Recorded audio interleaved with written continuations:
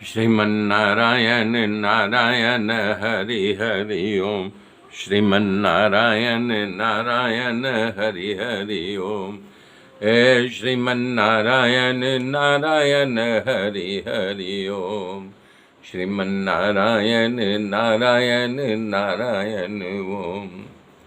मैत्रेय जी विदुर जी को उत्तर दे रहे, जितने प्रश्नों को पूछा था तो उनका जवाब दे रहे हैं। मैत्रेय जी ने कहा कि हे साधु स्वभाव के विदुर जी, आप भगवान के परम भक्त हो। आपने जितना प्रश्न किया है संसार के तमाम जीवों को उद्धार के लिए प्रश्न किया है, व्यक्तिगत प्रश्न नहीं है।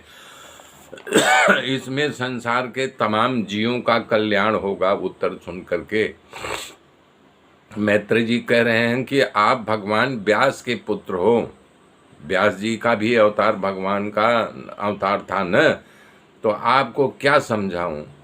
भगवान के भक्तों के प्रति आपका बड़ा प्रेम है और खुद भगवान के आप भक्त हैं, तभी तो भगवान ने हमको आज्ञा किया था अंत समय में कि हे मैत्रेय जी, हमारी कथा, हमारा ये उपदेश आप हमारे भक्त विदुर जी को सुनाना। उन्होंने ये संदेश कहा है विदुर जी।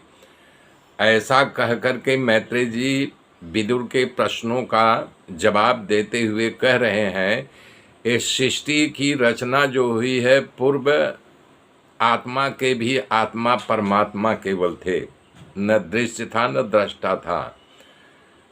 कह रहे हैं क्योंकि परमात्मा अकेले रहने की इच्छा हुई थी तो खुद दृष्टा बन गए, लेकिन कुछ दिखाई नहीं दिया, तब उनको खुद को असत्य समझने लगे। सचमुच में सत्य था, पर उनकी शक्तियां सुषुप्त अवस्था में थी, उनकी ज्ञान शक्ति जागृत थी। तो जैसे ही वो कल्पना किए वैसे ही उनको सीन सीनरी दिखाई देने लगा कि प्राण शक्ति का प्रादुर्भाव हो गया।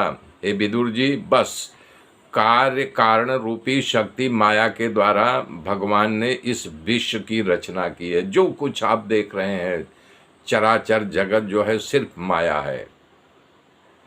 प्रथम अपनी शक्ति माया को काल शक्ति की प्रेरणा से महतत्व को उत्पन्न किया। महतत्व का मतलब जिसमें सारा जगत समाया हुआ है, सारी सृष्टि समाई हुई है। जैसे किसी प्रकार महतत्व को उत्पन्न किया। महतत्व का मतलब जिसमें सारा जगत समाया हुआ है, सारी सृष्टि समाई हुई है। जैसे किसी प्रकार का बीज हो, किसी वृक्ष का, फल का, अनाज का, तो उस बीज में सर्जन करने की शक्ति होती है।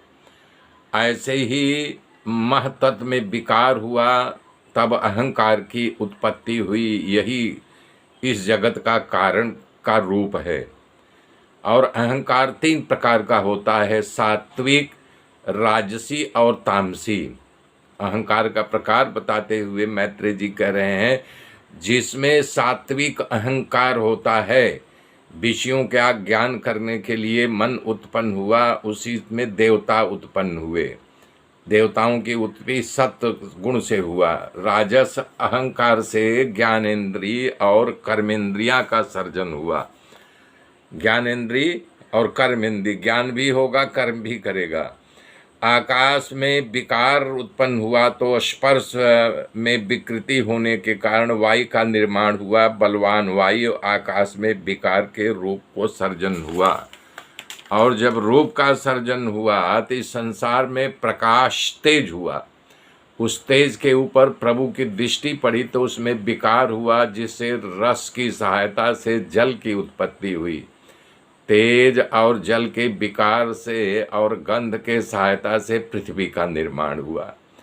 मैत्रेय जी कह रहे हैं कि भगवान जब निर्माण करना शुरू किए तो इसी प्रकार 26 तत्व परमात्मा ने पहले प्रकट किया था। कह रहे हैं महतत्व अहंकार 3 बताया था ना, सत रज और तमस, 5 कर्मेंद्रिया, 5 ज्ञानेन्द्रिया, 5 भूत, छित जल पावक गगन समीरा, और गंध रस शब्द स्पर्श रूप, और 26वां मन है। परमात्मा के द्वारा उत्पन्न की गई तत्वों का निर्जीव था। निर्जीव होने के कारण उसमें हलन चलन नहीं होता था। तब प्रभु उसमें समा गए। जब उसमें प्रभु समा गए तो सारे तत्वों में एकता हुई और वहाँ से एक प्रकार से प्रागट्य हुआ। उसमें शक्ति प्राण आ गया, संचार आ गया। मेरे मित्रों, मेरे साथ बने रहिए। आगे की कथा कल जोड़ूंगा। तब तक के लिए जय